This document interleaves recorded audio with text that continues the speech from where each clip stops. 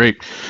Well, thank you, Angela, and thank you all for joining this latest Bloomberg government webinar on the November 5th elections that are coming up in just 41 days. I am counting, though early voting has begun in some states.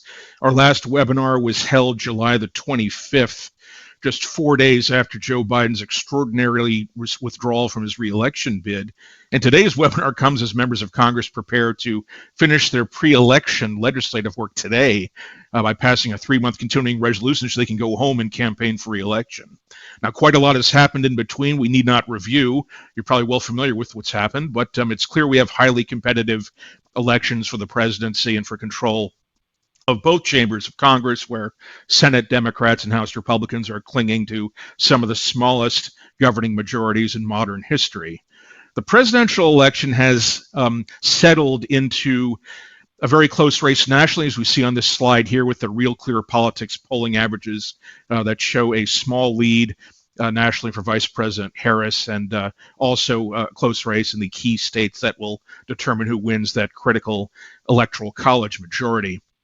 It's striking that just 7 states with a total of 93 electoral votes are seeing the lion's share of presidential visits and advertising. 5 of those 7 states are also hosting competitive U.S. Senate races, and the presidential election will drive voter turnout in those races and help shape the outcomes there.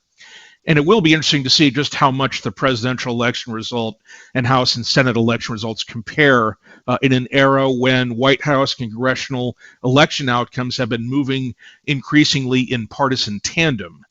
Today, there are just 22 districts that voted for one party for president in 2020 and for the opposite party in the 2022 U.S. House election.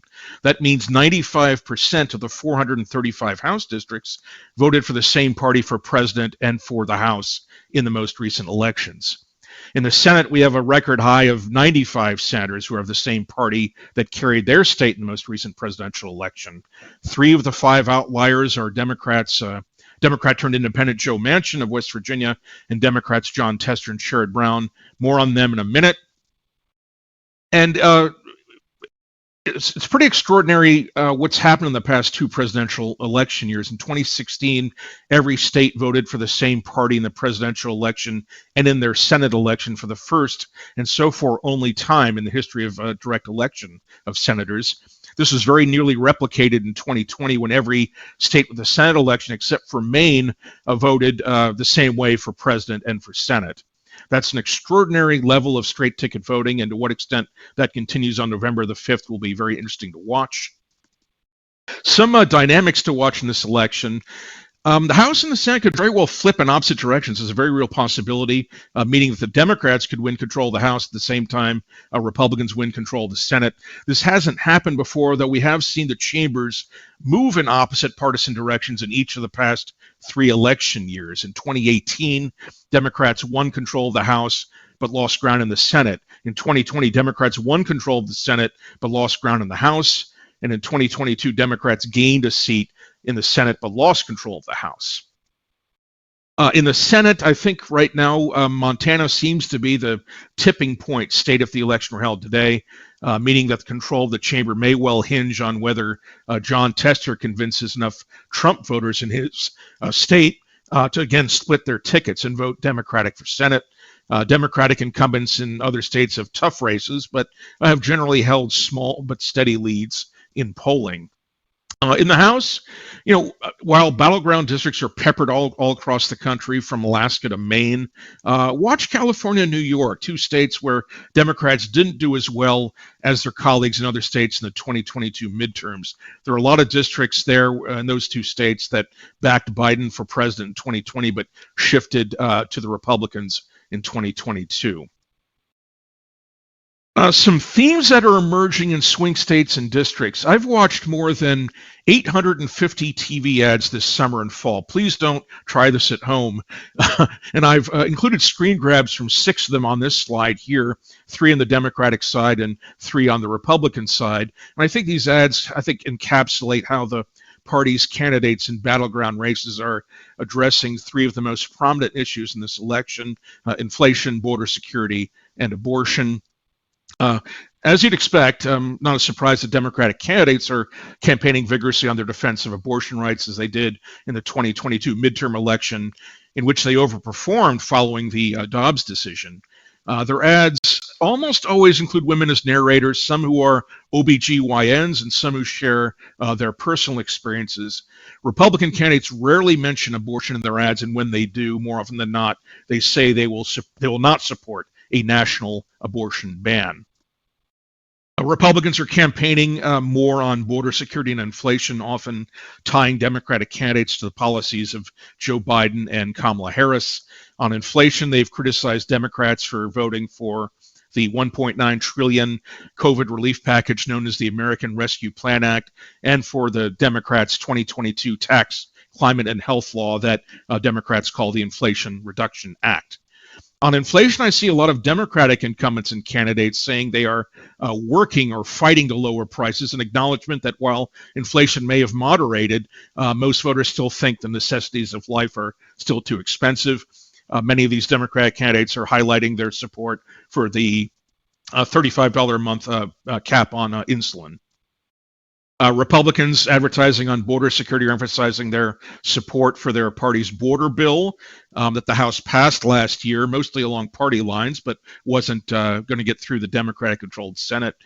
Democratic candidates are taking a more proactive approach to the border security issue in battleground districts, I think, in 2022, seeing a lot of ads where they say they're going to promise to secure the border. And Democrats are also pointing out they're also attacking Republicans for resisting a bipartisan Senate border deal that fell through. What have I not seen much of in battleground TV ads? Donald Trump, actually. I've seen some Democratic advertising attacking, referring to MAGA extremism, but it's not really specific to Trump. I've not seen him in a lot of Democratic ads to date. Now let's drill down a bit deeper in the campaigns for control of the Congress, beginning with the United States Senate. Let's look at the balance of power right now. It's 51 Democratic and 49 Republican when you assign the 4 independents to the Democrats with whom they align for organizational purposes. But the race for control of the Senate, I think, essentially begins at 50-50 because it's pretty clear Republicans will capture the West Virginia seat of Joe Manchin, the Democrat turned independent, who's not seeking re-election in his state, which Trump carried by about 40 percentage points. In 2024 Senate elections, Democrats are the defending party in 23 of the 34 seats on the ballot.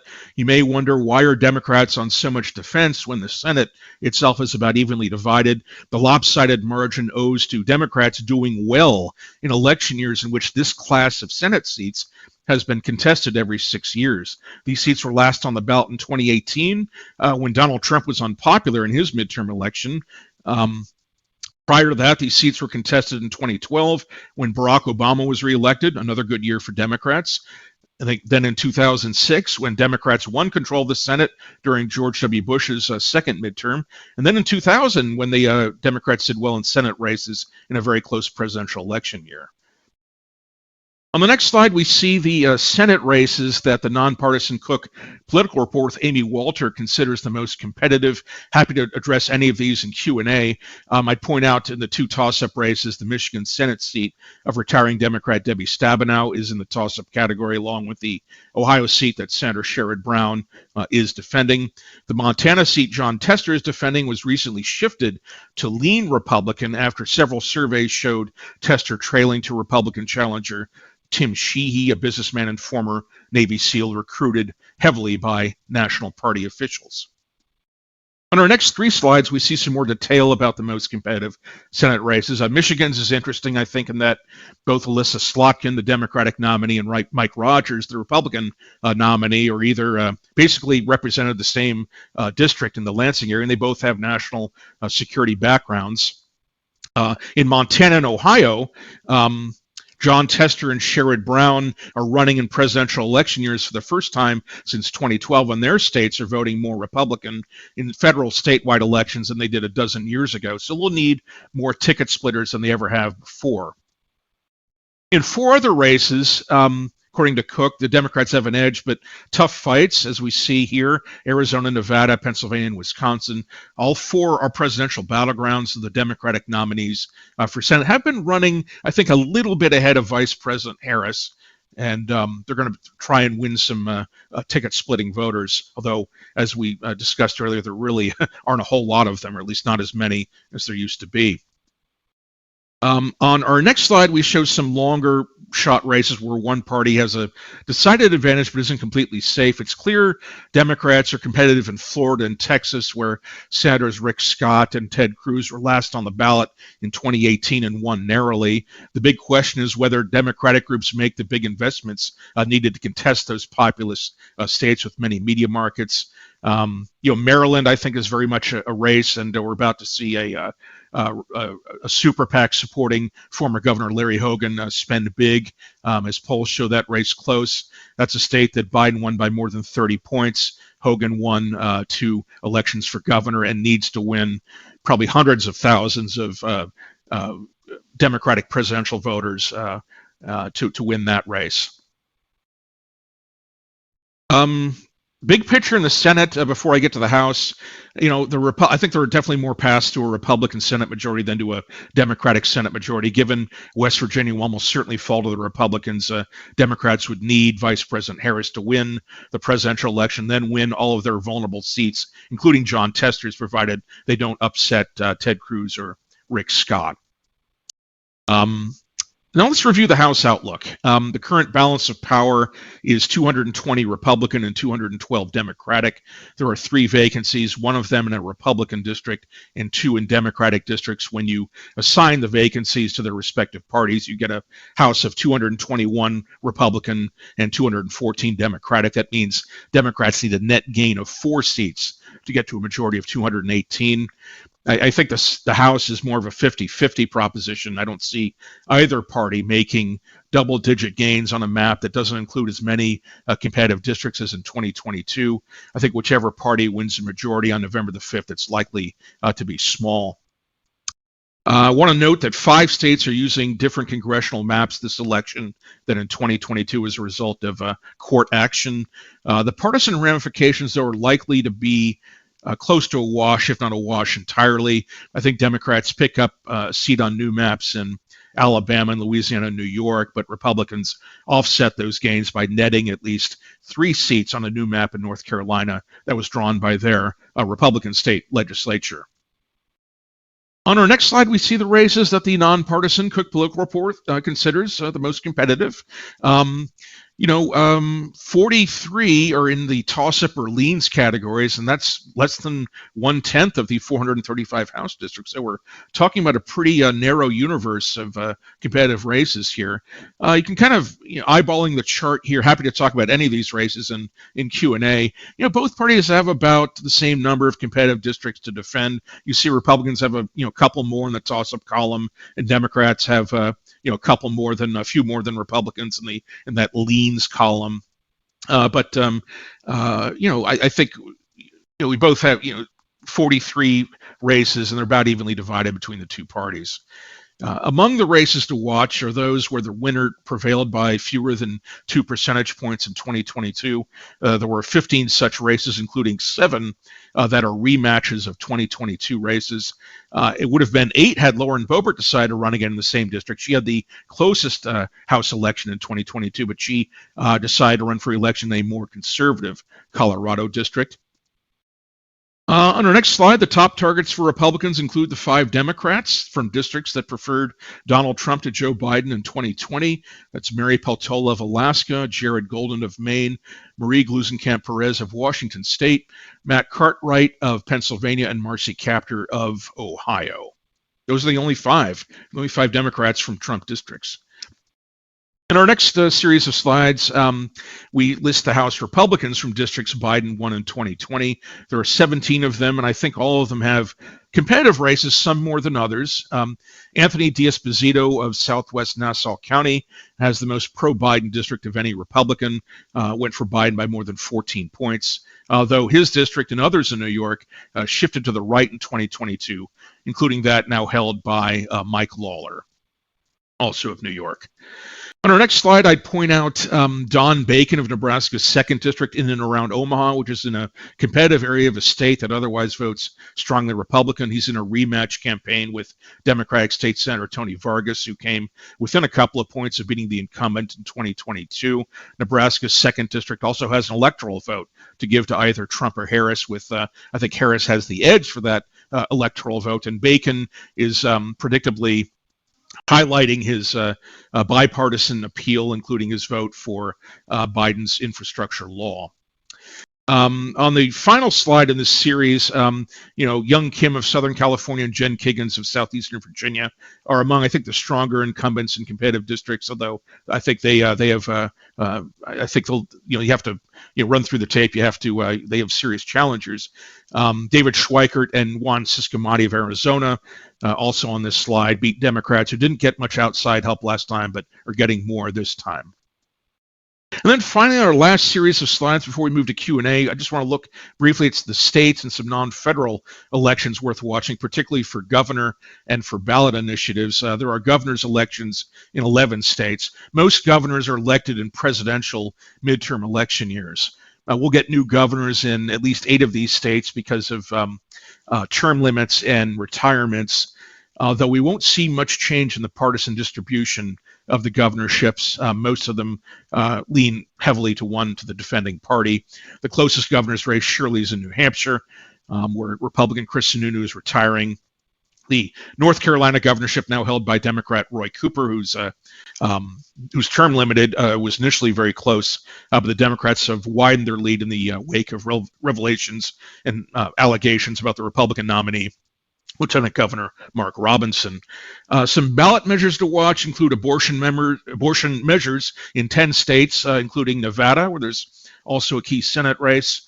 Alaska voters will decide whether they want to scrap their ranked choice voting system. Other states are weighing changes to how they nominate candidates, and Ohio voters will weigh whether to create an appointed redistricting commission. So those are, I think, a lot of the big things to watch. I'm happy to address any Senate or House race specifically, or questions about the Senate or House environment generally. And I think we can proceed now to your questions and answers. Great. Thank you, Greg. We already have a lot of questions, and thank you for populating those as Greg was presenting. If you do have questions, you can put those in the Q&A box on the screen, and we'll get to as many as we have time for. Let's start with the first one, which is about the CR, the continuing resolution to keep the government funded through December 20th. Both chambers of Congress are expected to vote today to pass the CR to keep the government funded, not shut it down leading into the election. This questioner is curious, which party gains the most from the CR? Oh, I'm not sure. I don't think there's an advantage for either party, because I think they're going to wrap this up pretty quickly. Just last night, Senate Majority Leader Schumer announced that he had locked in an agreement to clear the CR. No amendments, just 2 hours of debate, although I wonder if they even get to that. And they'll clear it, once it comes over from the House, and the House is going to pass it today during a 5:30 vote series under what's known as suspension of the rules, which expedites debate and consideration of bills, requires a 2/3 passage to get through. But I think with Democrats voting for it, I think a lot of Republicans are going to vote for it too. I think that won't have a problem clearing the House. So I don't think it'll be a campaign issue in the November 5th election. I think they'll. I think the Republicans, once it was clear that the 6-month CR with the election measure attached to it was not going to pass, the sooner they're getting to September the 30th and no. And you may have seen Mitch McConnell say that. We don't want, the last thing we want is the government shutdown to be politically stupid, I think was his phrase, to do so. I think they just wanted to get that done quickly, but I don't really see either party with an advantage for this 3-month bill. Great. Moving on from the CR, obviously the big news of the summer was the change at the top of the ticket for the Democratic presidential candidate. One questioner asked how that ticket swap for Democrats from Biden to Harris will affect. The questioner asked specifically about swing district House races in California, and definitely interested in your thoughts on that, but also curious about other competitive races across the country. Yeah, I mean, I think the period between the right after the debate between Biden and Trump, late June, and until July the 21st, when Biden made his extraordinary withdrawal, was probably the toughest time. Democrats were getting pretty nervous about Biden's drag on the ticket, and that it would hurt them in their to hold their Senate majority, but also their campaign to win back control of the House. It's clear from the polling that Biden was down a few points to Trump in the national polling, that Vice President Harris is a couple of points ahead. So the Democrats are feeling certainly better than they were when Biden was the nominee. Although I think it's clear that what doesn't change is that we still have very highly competitive races for the Senate and the House.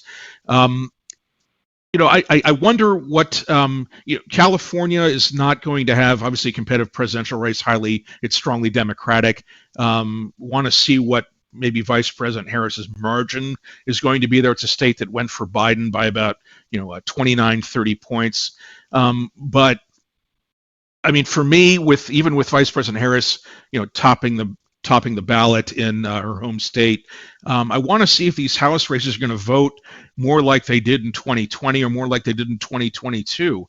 Some of these California swing districts are in the Central Valley, suburban Southern California, and did not vote as Democratic in 2022 as they did in 2020. I'm thinking of California's 13th district, where Republican John Duarte, is running for re-election. Thinking of David Valadeo's district, where he has a rematch with Rudy Salas. Do these California districts with Harris at the top of the ticket, do they vote more like 2020, which is what Democrats want, or more like 2022, which is what Republicans want?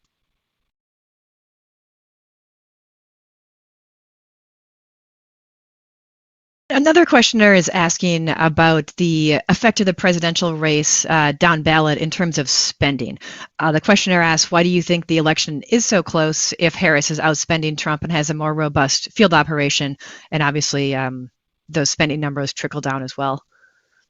Yeah, it's a very good question. I think when it comes to spending in races, I pay more attention to funding disparities or how much money is raised the further down the ballot you go, because I think that the money has has more of an impact the further down the ballot you go. This is my economics undergraduate degree talking, but I very much believe there are diminishing marginal returns. I think when you get higher up on the ballot in presidential race, just because it gets saturation news coverage. Everyone knows who Donald Trump is. Obviously, Vice President Harris is a very high name ID as well, and there's still some more voters, learning more about her, obviously. But the presidential race just dominates. It sucks up all the oxygen, and so. I think vice presidents, you obviously want to have more campaign money than your opponent than not. I think there are diminishing returns in the presidential race when just because it gets so much media attention already. So I think that's probably part of it. But I pay a lot more attention to fundraising disparities in U.S. Senate and U.S. House races down the ballot, because I think the further down the ballot you go, I think the more your fundraising advantage you can parlay that to having an edge. You talked already a bit about ticket splitting, but one questioner wonders if you can go into more detail about that, noting that political scientists have theorized that U.S. voters do split tickets in potentially a desire to have a divided government, as we have now and could have again, of course, depending on the results in November. The alignment between presidential and congressional elections, as you laid out, seems to argue against that long-held theory. Where do you see things going on ticket splitting this year? Yeah, there's still some ticket splitting out there. It hasn't gone away completely. I want to kind of review more of the literature, I wonder how many voters prefer. They may say in the abstract they prefer divided government. I wonder how many of them actually follow through with it in their voting behavior. As far as the ticket splitting in this election, what I've seen in some Senate races, I think some of the Democratic incumbents are running a little bit ahead of the Democratic presidential nominee, Vice President Harris. Looking at states like Pennsylvania, where Bob Casey, for example, has a long history of always running ahead of the Democratic presidential ticket. Although this is the first time since 2012 he's had to run in a presidential election year. I think just that, and I think maybe I think ticket splitters are going to be, even though ticket splitting is not as prominent as it once was, it's still going to be determinative. I think certainly of the Senate majority. I think the Senate may well come down to what a few thousand Montana Trump voters think about either Jon Tester or Tim Sheehy in 2012 and 2018 when his state was voting Republican. Jon Tester was winning ample ticket splitters. In 2012, he won by a few points in a presidential election year as Mitt Romney was winning his state by double digits.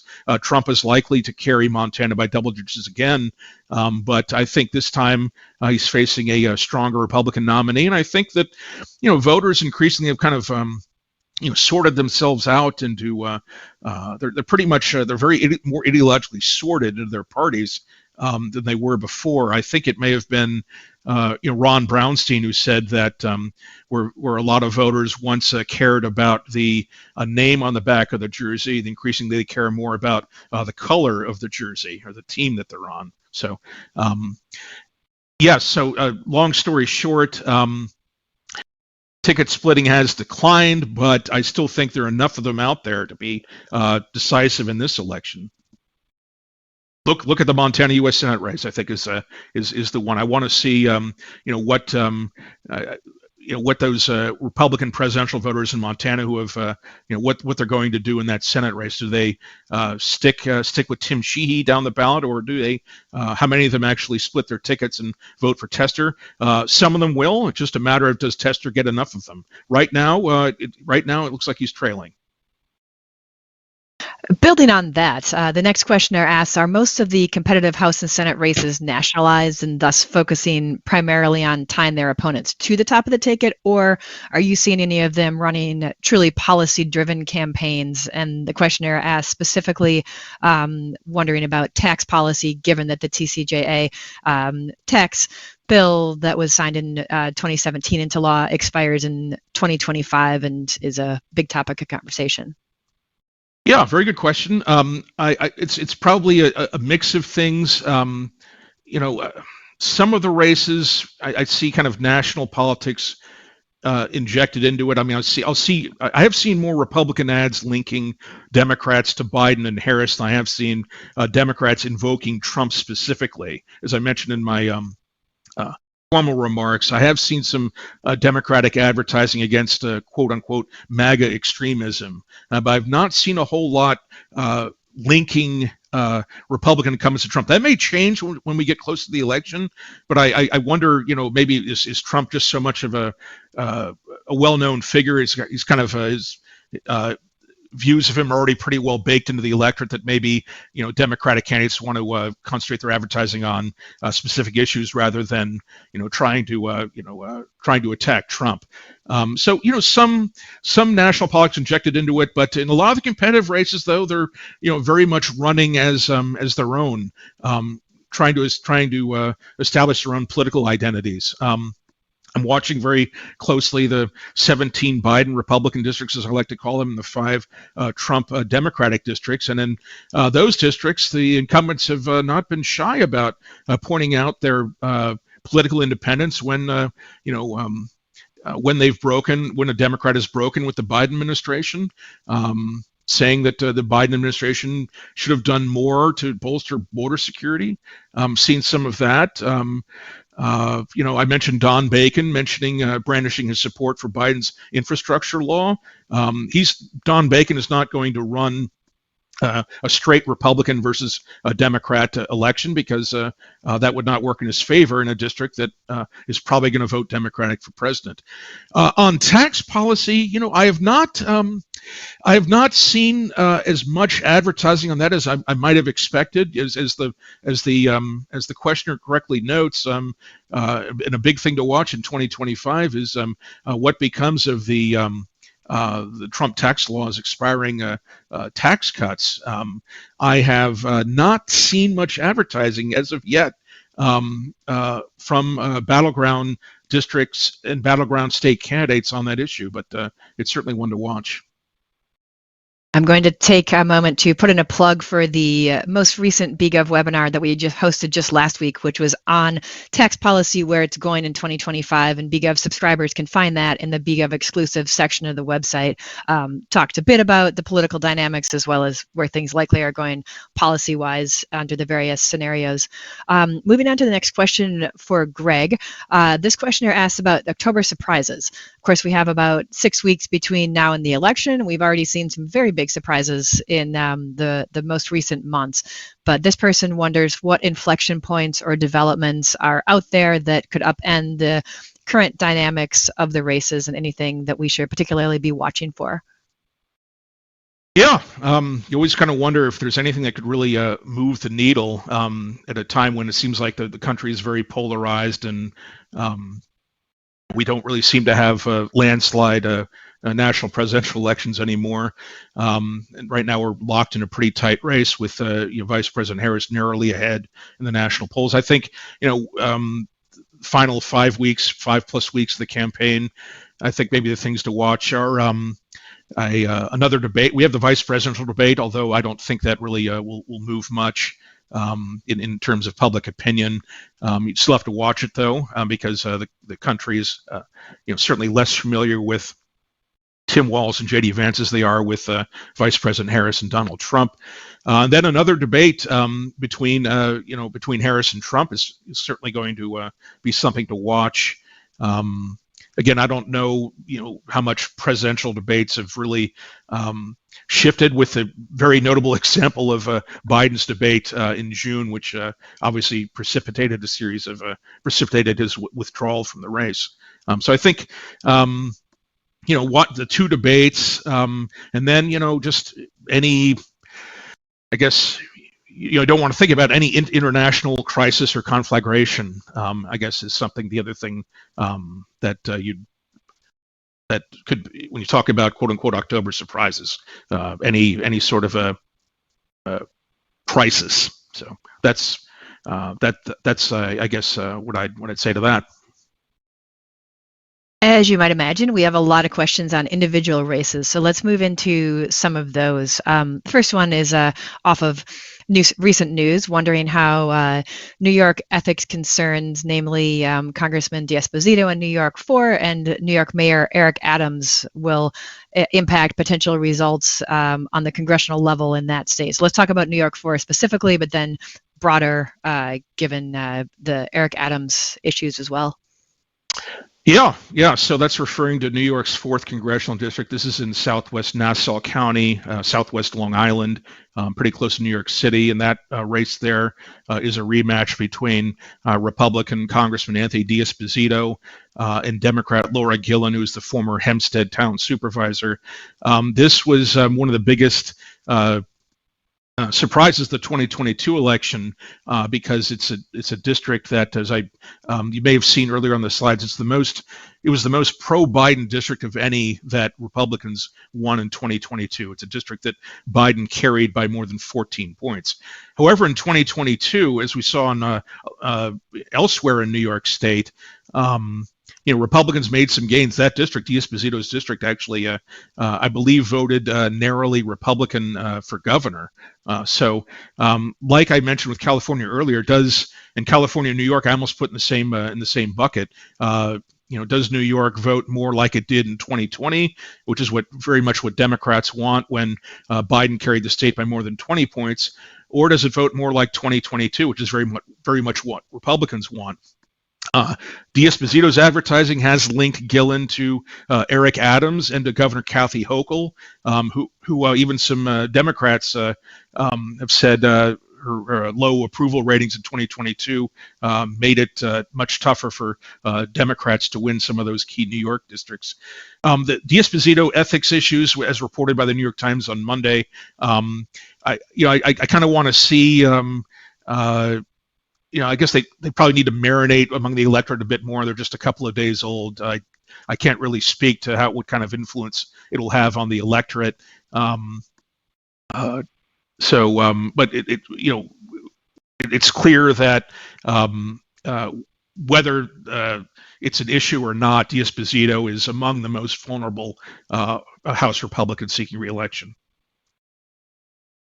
While we're on the topic of scandalous revelations, what about Lieutenant Governor Robinson in North Carolina? You talked a bit about the effect there on his race, obviously, but how much of an effect will that potentially have on other races in the state, namely competitive House?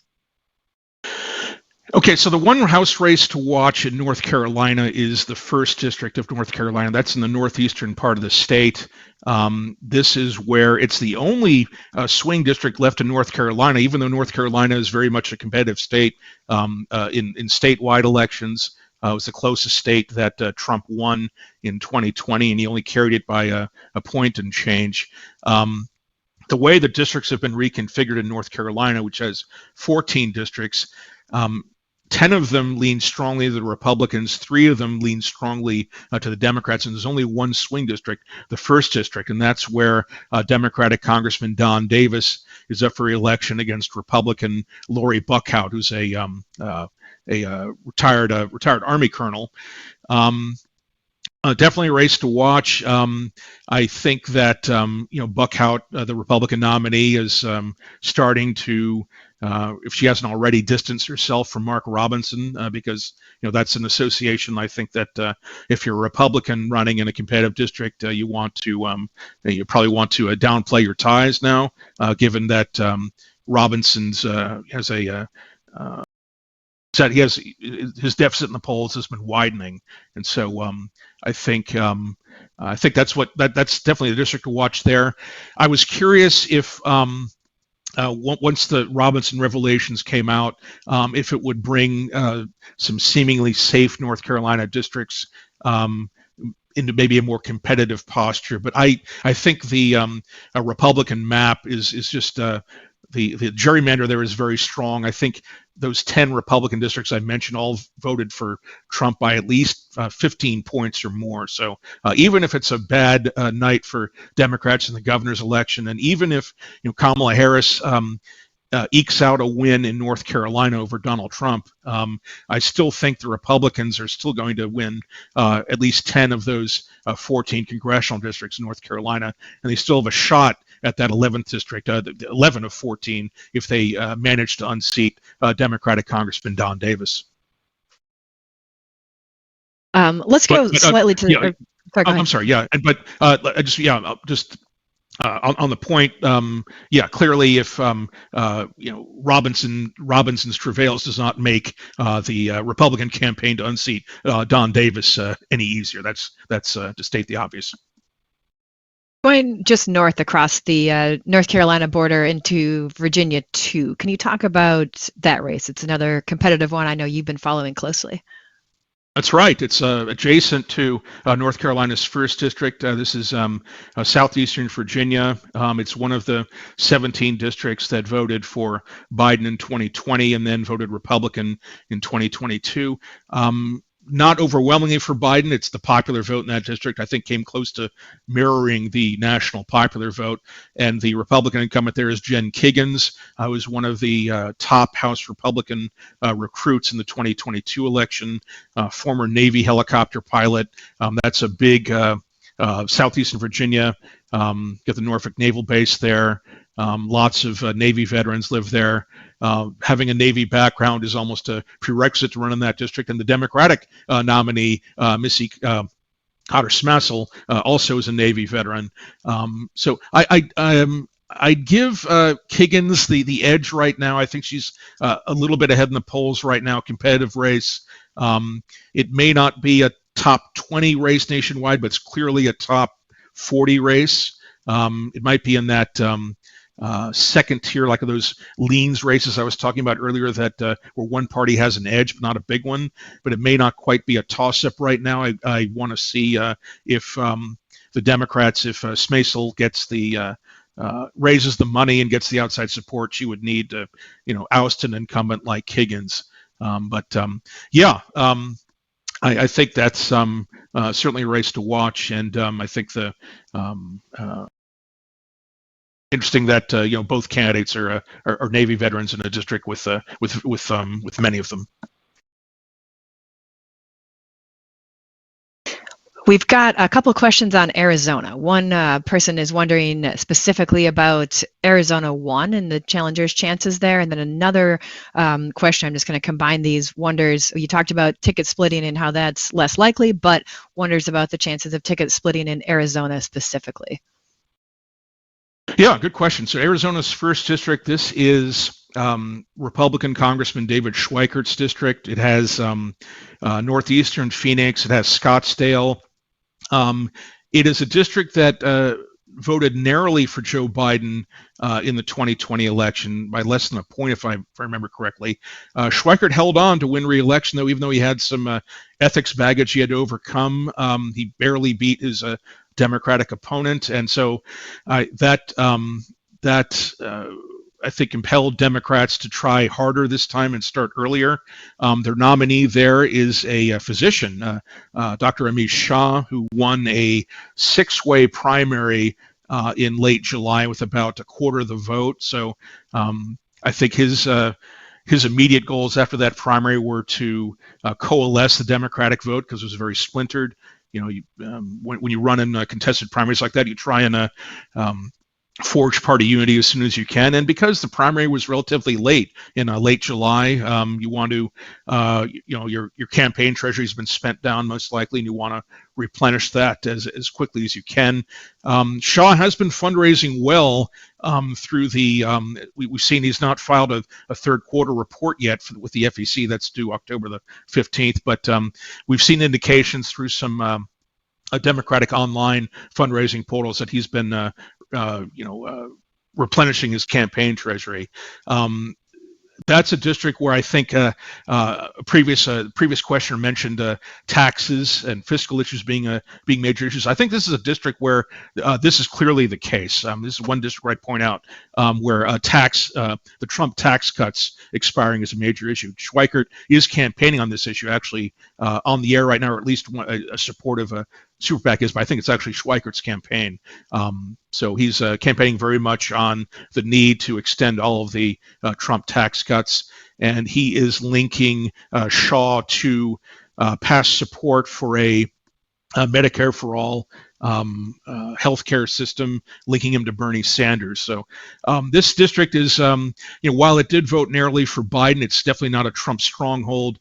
It still has kind of an image as being a kind of a favorable to more moderate centrist fiscal issue Republicans, and so I'd expect Schweikert to keep his message pretty focused on taxes and spending and other fiscal matters in that district. As far as Arizona ticket splitting, we did see some of it in 2022, actually, when Blake Masters was the Republican Senate candidate and lost by a few points to Democratic Senator Mark Kelly in the 6th district, where Juan Ciscomani won narrowly over a Democratic opponent who's facing again this time in a race that's about as close as the first district is too. In that race, Kelly actually carried Arizona's 6th district, and so did the Democratic governor, Katie Hobbs, who beat Kari Lake. But the district also split enough tickets where it voted Republican for Juan Ciscomani, the Republican. So I think, as I've mentioned earlier, while ticket splitting is certainly a lot less prevalent than it was before, there's still enough of them to make the difference, especially in battleground states like Arizona.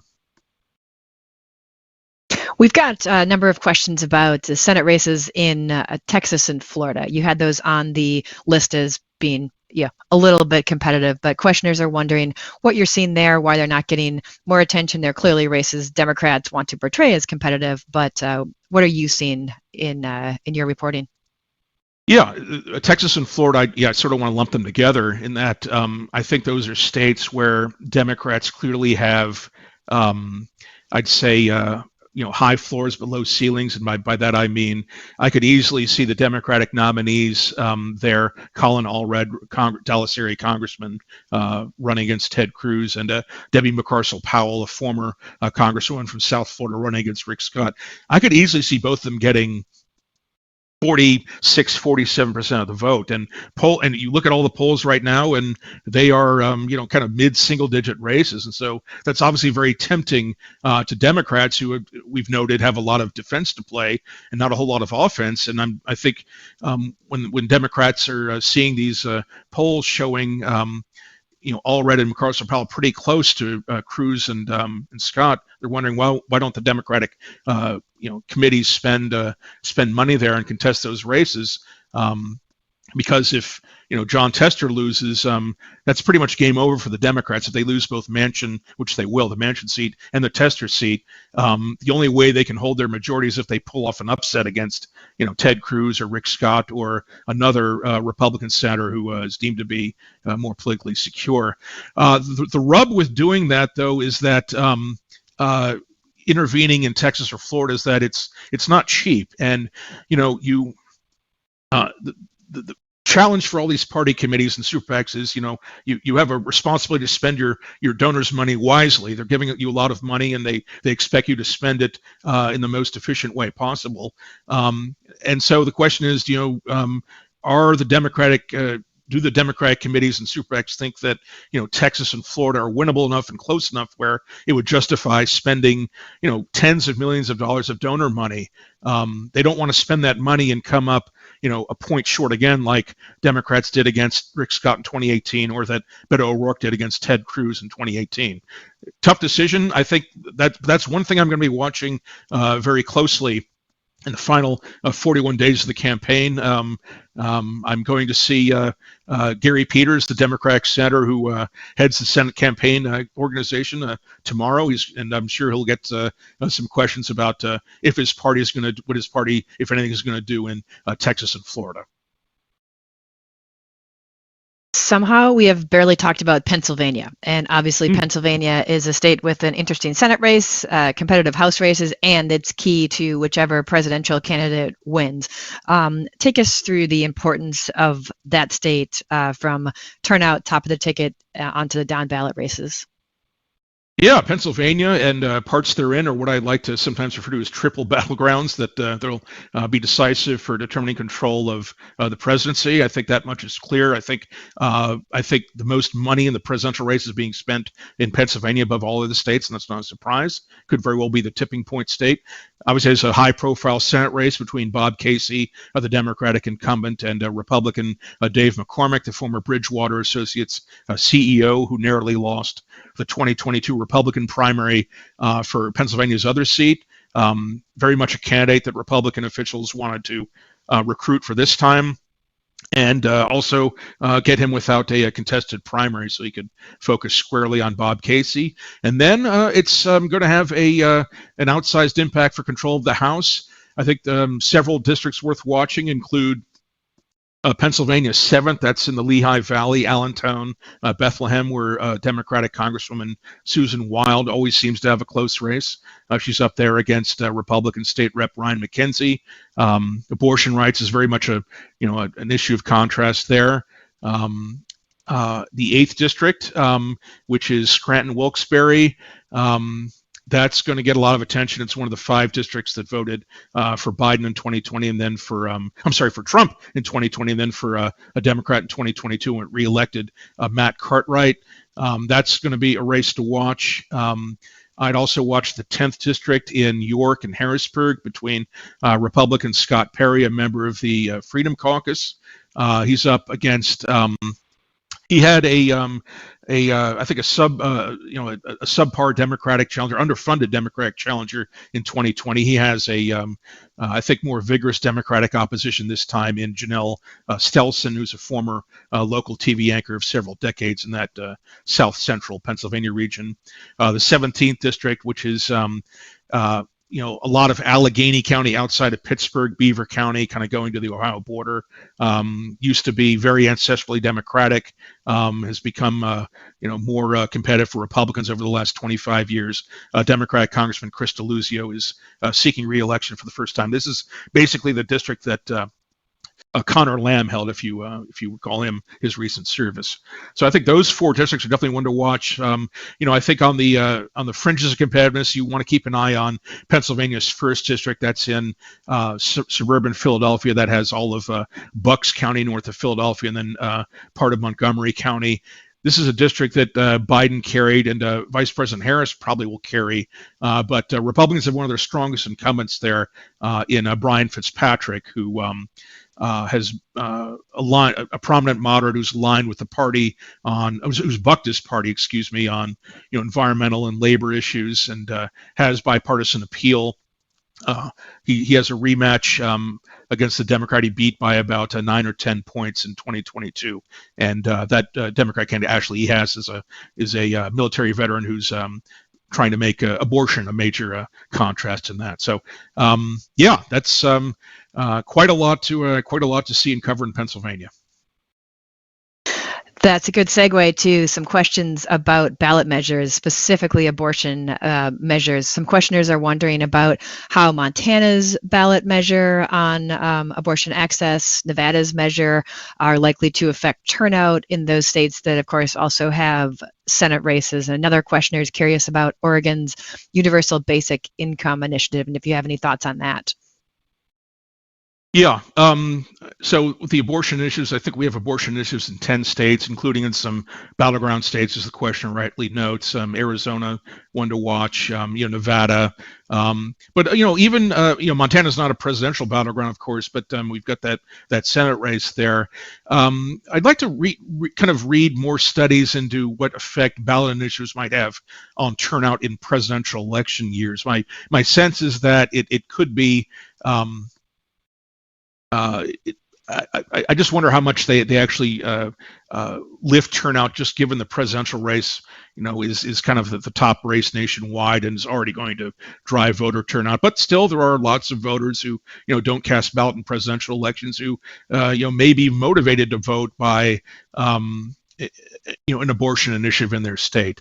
I think the initiatives that we've seen in previous states, even in states that lean Republican, they've typically passed. Although I think you look at the polling in a state like Montana, I still think even if the abortion initiative passes, I have not seen it yet kind of give a boost to Jon Tester in the polls, at least yet. He seems to have fallen behind Tim Sheehy in that state. I have not followed the Oregon basic income. I apologize for that, but what I will say is that Oregon is a state where Democrats have. It's one of the more Democratic-leaning states, of course, and the Democrats are going to have to defend the 4th and the 6th congressional districts. The 6th district was pretty close last time, even though Biden won it by a margin larger than the Democratic winner in the House race, Andrea Salinas, won it by. And I think the race to watch in Oregon is the 5th congressional district, the top one, where you have a Biden district Republican, Lori Chavez DeRemer, defending her seat against State Rep Janelle Bynum. This is a district where the Lori Chavez DeRemer beat a progressive candidate in 2022, and the Democratic committees actually worked actively to block her from, or at least opposed her in the primary. They intervened in the primary to back a more center-left candidate in Janelle Bynum. I love this next question because it's very BGov-y. It's something that we've been covering a lot among our entire BGov news team, looking at leadership, particularly committee chairs for the next Congress and what that landscape might look like. So this questioner says, assuming you're right that both the House and the Senate may flip majorities, that would mean that every single congressional committee would have new leadership. Are you seeing candidates campaigning on what a committee assignment or potential committee leadership post might mean for their state or their district? Yeah, it's a very interesting question, and the short answer is I have not seen much campaigning on that specifically. One race that jumps out at me as a notable exception is the Maryland U.S. Senate race between Angela Alsobrooks and Larry Hogan. If you live in the Washington, D.C. area, as I do, and you have your TV on just for a few seconds, you've probably seen a Maryland U.S. Senate ad. And the one that I've seen many times, and including this morning, is one from Alsobrooks that says if the Republicans win the Senate, I think it mentions Lindsey Graham would lead the Senate Judiciary Committee, and Ted Cruz, I think, would lead a committee, and claims that Mitch McConnell would be pulling the strings, although Mitch McConnell is not running for party leader in the next Congress, regardless of what happens in the election. But we can see why Alsobrooks is doing that, because Maryland is a state that votes overwhelmingly Democratic, and that's a state where Alsobrooks really wants to make this a D versus an R race. In a lot of competitive districts and states, we don't see that. They're more kind of more candidate specific. But that's I think one race where you see the prospect of like new committee chairs for the other party come up in advertising. But I've not seen that. It's most of the campaigning and advertising I've seen has been focused on inflation, border, abortion rights, little bit on taxes, not much, but the Maryland race probably sticks out at me. We are unfortunately almost out of time. So before I close us out, I want to ask one last final question, a little more fun one. This person wants to know, Greg, you'll be watching obviously on election night. What are the couple of House races that you're going to be most closely following that night and potentially going forward if they are close? Yeah, so the first polls close at 6 p.m. Eastern time in large parts of Indiana and Kentucky. Those states are not battlegrounds for control of Congress, but I always like to look at the very first returns across the country. 7 p.m. Eastern time, you have Virginia among the states finishing voting. And so while it may take hours, even a day or two, to call some of these close races, even in the early poll closing states, Virginia's 7th district, where Abigail Spanberger is seeking re-election, the race between Democrat Eugene Vindman and Republican Derek Anderson will be a race to watch. We mentioned Virginia's 2nd district between Jen Kiggins and Missy Cotter Smazel. Those are two that jump out at me immediately in those early poll closing states. And I think and even Florida's 13th district, Anna Paulina Luna. Florida closes at 7 p.m. in most of the state Eastern time, and they report their early vote pretty soon after the polls close, and we should get a pretty good idea relatively early in the evening how that Florida race is going. Those 7 p.m. closing states I'll be watching closely, Virginia and Florida among others. Well, thank you, Greg, for sharing your expertise today with us. Thank you to our audience for all of the wonderful questions and for being here. Again, apologies that we did not have time to get to every question. There were many. I want to remind all of you that you can join us again at our next BGov Elections webinar on October 23rd, where we'll talk about the home stretch leading into Election Day.